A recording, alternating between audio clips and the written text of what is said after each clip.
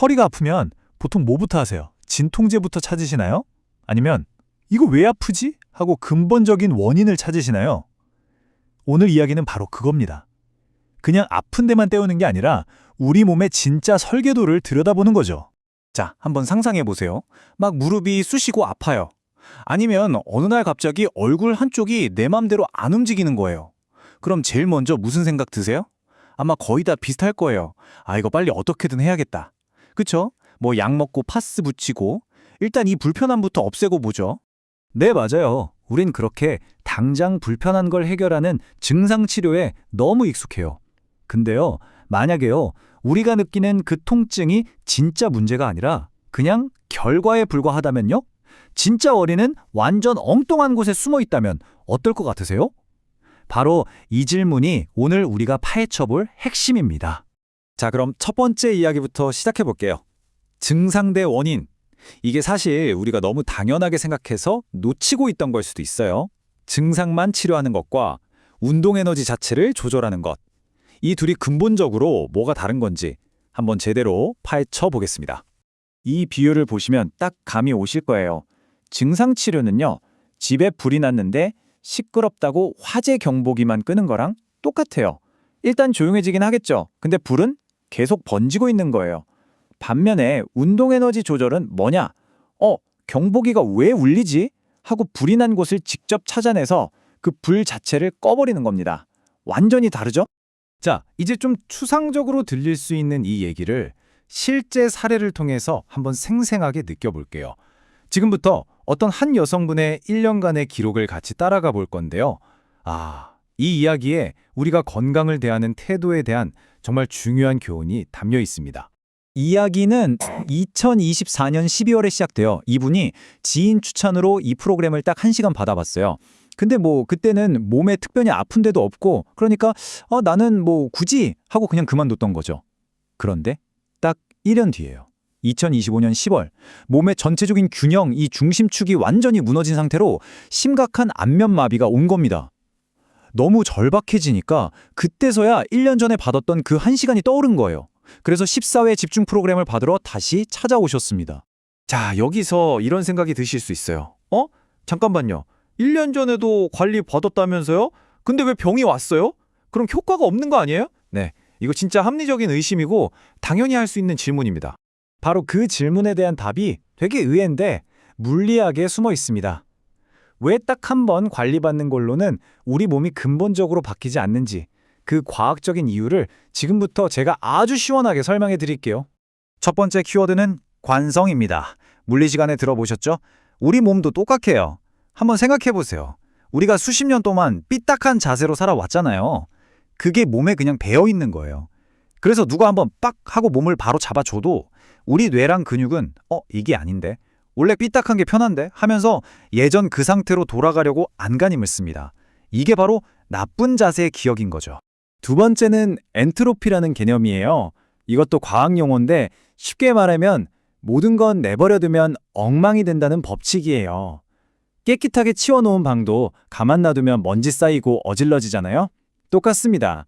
우리 몸도 애써서 좋은 구조를 만들어놔도 그냥 내버려두면 자연스럽게 다시 무너지고 틀어지는 쪽으로 가게 되어 있다는 거죠. 지속적인 에너지를 넣어주지 않으면요. 이걸 용수철에 비유하면 이해가 확 돼요. 자, 용수철을 한번 쫙 늘렸다가 손을 딱 놓으면 어떻게 되죠? 바로 원래대로 팅 하고 돌아가잖아요. 이게 바로 관성이에요. 한 번의 관리가 딱 이렇다는 거죠. 하지만 그 용수철을 계속 잡고 힘을 줘서 다른 모양으로 만들고 있으면 결국 그 새로운 모양으로 굳어지겠죠? 우리 몸의 구조를 바꾸는 것도 바로 이런 지속적인 힘이 필요한 겁니다. 자, 그럼 이 강력한 관성의 법칙, 그리고 가만두면 망가진다는 엔트로피의 법칙을 이겨내고 이 여성분은 어떻게 몸의 구조를 다시 세울 수 있었을까요? 이제 문제에서 해결책으로 넘어가 보죠. 그 답은 바로 14번의 집중 프로그램에 있었습니다. 이 14번의 프로그램이 그냥 뭐 뼈 좀 맞추고 이런 게 아니었어요. 핵심 목표는 우리 몸이 스스로 올바른 상태를 기억하게 만드는 거였어요. 뇌랑 신경에 완전히 새로운 설계도를 각인시키는 작업이었죠. 그랬더니 결과가 어땠냐? 꾸부정하게 무너져 있던 몸의 중심축이 바로 서기 시작했고요. 틀어졌던 얼굴의 대칭도 눈에 띄게 돌아오기 시작했습니다. 그런데 여러분, 진짜 놀라운 이야기는 지금부터 시작됩니다. 14번의 프로그램이 다 끝났어요. 그리고 나서 정말 이 사례의 하이라이트라고 할 수 있는 아주 극적인 순간이 찾아옵니다. 자, 14번의 관리를 통해서 몸의 구조가 바로 섰어요. 그럼 이제 끝난 거겠죠? 뭐 이제 그냥 이 상태에 잘 유지만 하면 되는 걸까요? 보통 그렇게 생각하잖아요. 그런데 전혀 아니었습니다. 이게 진짜 반전이에요.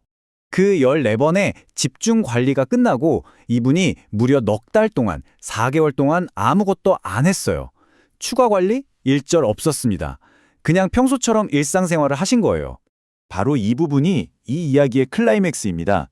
진짜 놀랍게도 그 4개월 동안 이분의 몸은 그냥 좋아진 상태를 유지한 게 아니었어요. 그 이상이었습니다.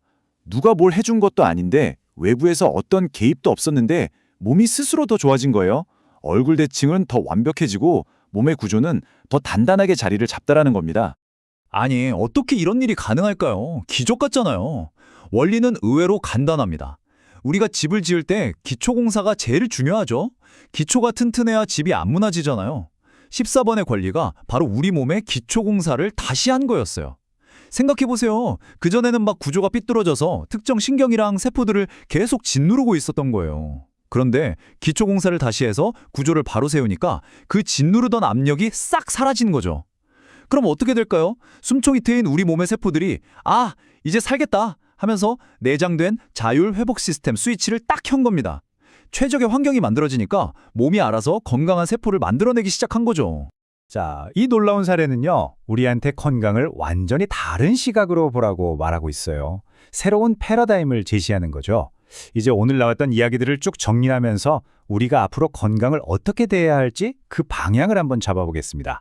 이 표를 보시면 오늘 내용이 한눈에 들어올 겁니다. 자, 왼쪽. 증상 치료는 아픈 거, 마비된 거. 그러니까 결과에만 집중해요. 근데 오른쪽, 운동 에너지 조절은 뭐에 집중하죠? 바로 신체 정렬이라는 원인에 집중합니다. 방법도 달라요. 증상 치료는 약이나 주사처럼 외부에서 뭔가를 넣어줘서 일시적으로 괜찮게 만들려고 하죠. 하지만 운동 에너지 조절은 몸의 시스템 자체를 재부팅시켜서 우리 몸이 원래 가지고 있던 스스로 회복하는 힘, 바로 건강 주권을 되찾게 만드는 겁니다. 그러니까 이제 여러분 스스로에게 던지는 질문을 바꿔야 할 때가 온 겁니다. 더 이상 이 아픈 무릎 어떻게 하지가 아니에요. 질문은 이렇게 바뀌어야 합니다. 대체 내 몸에 어떤 구조가 무너졌길래 내 무릎이 이렇게 고생을 하고 있는 걸까?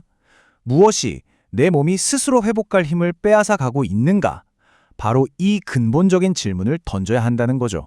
오늘 이야기의 최종 결론입니다. 이 문장 하나로 모든 게 설명돼요. 아픈 부위는 죄가 없다. 무너진 수직 정렬과 막힌 에너지 흐름이 문제였을 뿐이다. 결국 통증은 억울한 희생양이었던 거예요. 자, 이제 선택은 여러분의 몫입니다.